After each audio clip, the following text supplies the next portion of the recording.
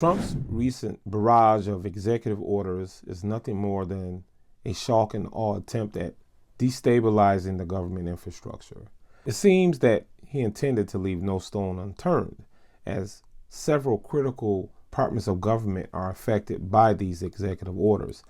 Departments such as Homeland Security, FEMA, the Department of Education, the Department of Labor, the Social Security Administration, the CIA, the FBI, the FAA, all are impacted by various forms of egregious disillusionment like massive layoffs, mass firings, major restructurings, all of which is causing a litany of confusion among its people, among the government populace in general. But I think history is clear on what is happening, as the media pundits and certain personalities across media is calling this. They're saying this is a coup d'etat. They're saying that this is an overthrow. They're saying that this is a constitutional crisis. And as such, we must remember one thing, and that is all revolutionary movements dismantle former and old bureaucratic structures. This is no different from what happened in Germany in 1932. When Hitler came to power, the first thing he did was to remove all of the die-hard socialists, all of the true believers, the true patriots of National Socialism, because they were the ones who would threaten his rise to power, who stood in his way, and who would muddy his chance of achieving the goal he set out to achieve. This is no different with President Trump. However, we have an issue here, a major problem, because last year, July 1st, 2024, the United States Supreme Court issued a ruling at 6-3, which gave the president absolute immunity. This is dangerous. At this point, Americans should have been in the street. Americans should have been appalled. Righteous indignation should have been at an all-time high, but this was not the case. We were distracted. We were looking at other things. And for people of African descent, as Malcolm X once said before, that our cities leave us in such a way that we can only focus on survival. However, former President Biden has something very interesting to say upon leaving the White House. Let's take a look at this clip to see what he had to say. That's why my farewell address tonight, I want to warn the country of some things that give me great concern. This is a dangerous and that's a dangerous concentration of power in the hands of a very few ultra-wealthy people. And the dangerous consequences if their abuse of power is left unchecked. Today, an oligarchy is taking shape in America of extreme wealth, power, and influence that literally threatens our entire democracy, our basic rights and freedoms, and a fair shot for everyone to get ahead. I don't know if you caught it, but Biden's statement was very misleading. He said that this centralized power called an oligarchy is just now beginning to form. But first, what is an oligarchy? Oligarchy is a form of government in which power rests with a small number of people. These people may or may not be distinguished by one or several characteristics, such as nobility, fame, wealth, education, corporate, religious, political, or military control. I find it interesting that President Biden said that this oligarchy was just beginning to form. I wonder if he remembered in 2008, when the economic crisis occurred with the banking industry centered around domestic housing. Obama bailed out the too big to fail. This is what they were called, too big to fail. Obama bailed out the too big to fail, but allowed everyday American citizens to suffer their fate and consequences as a result of being victimized by the predatory lending practices of the banksters or those bankers during that time. I don't understand why Biden didn't address that form of oligarchy. Maybe that's not the oligarchy he was talking about.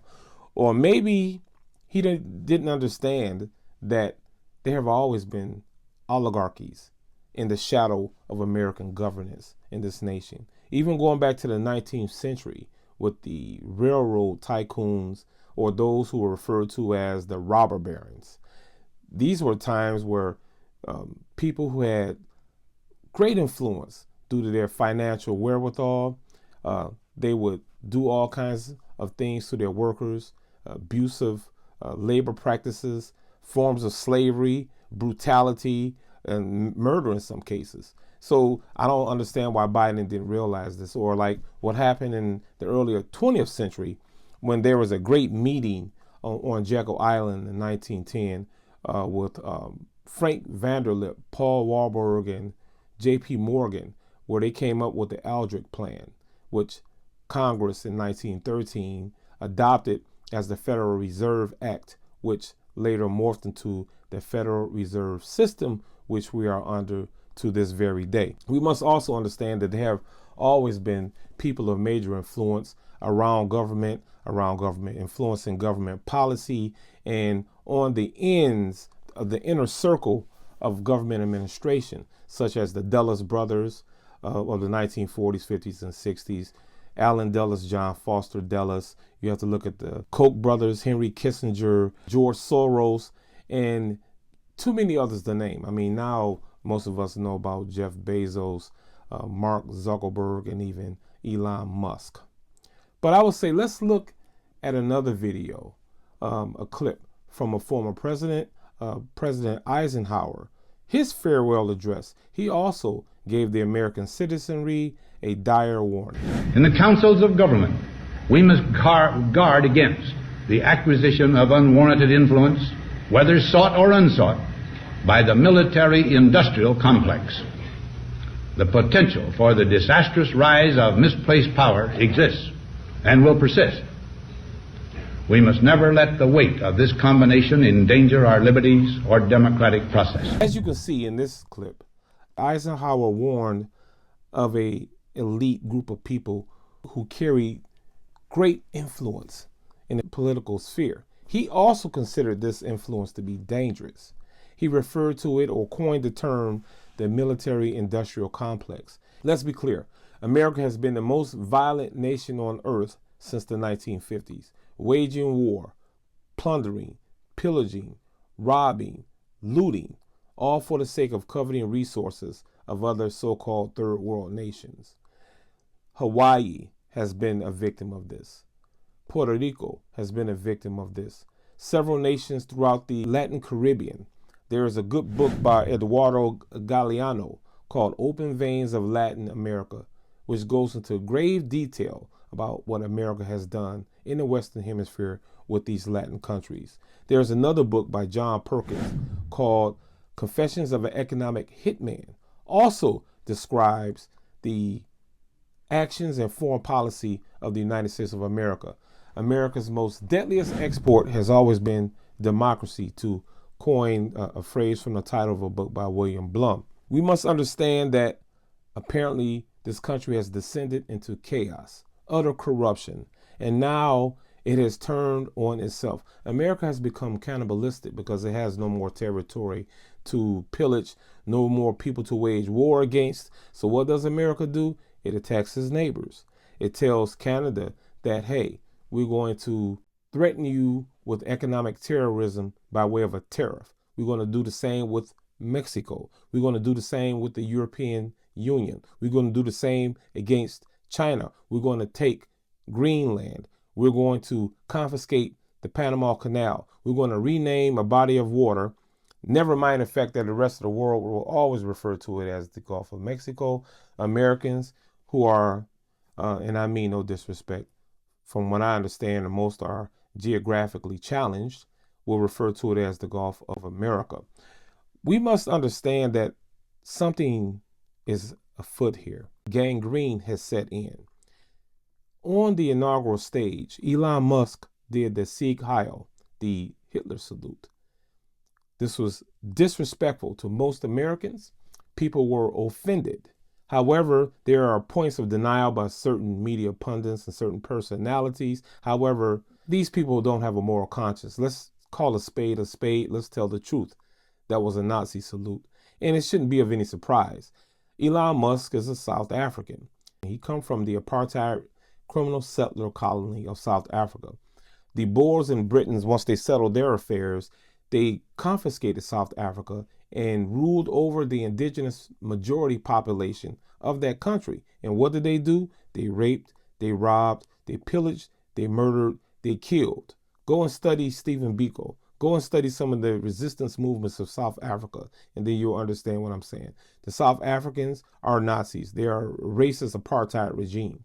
This is where Elon Musk hails from. So for me to see him do the Sieg Heil on stage, I wasn't confused, nor was I offended. I understood exactly who he is and what he was trying to say. This couldn't have happened 15 years ago here in America. Not with a public official, not doing a major event such as the presidential inauguration. This would have never happened. Right now, those of us who live in America must move to take action to save ourselves. I can only speak for the African descendant community myself, as me being a member of that. I've said in previous videos what we should do. One of the main things I suggested for Black people was that we move to mobilize and organize. Mobilization speaks to movement towards a particular objective. And organizing means that it speaks to us collectively working together towards that objective. And that's what we should do. We should have been doing this, but we need it more now so than ever. We need to mobilize ourselves to action, and we need to organize ourselves around aspects of self-determination. This is going to call for some serious self-reflection. It's going to call for us to move right now. More importantly, we need to get into some physical shape. We need to lose weight. We need to begin to practice some form of self-defense. We need to learn how to use a self-defense tool, some form of weapons management. These are things we need to do, and we need to begin to do them immediately. We need to teach our children survival skills. We need to learn food security. We need to learn how to work together with each other, create contingency plans in the case of societal collapse or any type of unforeseen circumstances that can affect our lives in a negative way. This is what we must do. We must begin to talk together. We have to put down our phones. We have to begin to communicate with each other and go and meet with each other. We need to educate ourselves and develop a political consciousness, because what I've been hearing or reading across the net is that people who voted for Trump is the problem. They caused this. And the people who didn't vote for Trump, they helped those to get Trump elected. I would say that anybody voting, period, is at fault. Both the Democrat and Republican parties, this duopoly system, both are controlled by oligarchs. Both are bought off by lobbyists. Both are under the control of high financiers and influencers.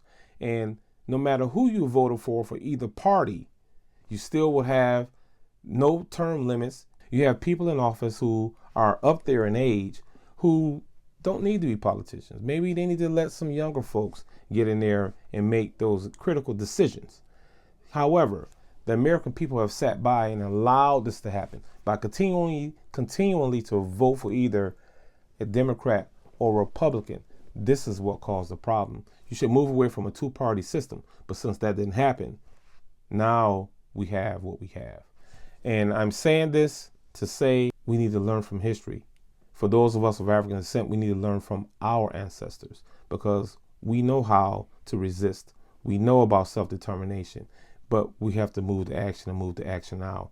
Boycotting Target is not enough, because eventually, when you get tired, when that commitment begins to lapse, you're going to go back to Target and start shopping again. Why not build your own big box chain grocery store or store that you need your general items from, that you can go to and purchase to support yourself, to supply jobs for your community, to create distribution networks for other people in your community across the nation, even across the water. Build up some type of relationship with Africans, with their raw goods, with African nations. It could be Caribbean nations, a supply and demand network which will provide for us what we need. And we all work together to do so, to make this a reality. I think that's what we should do. I thank you for listening. And until the next time, peace.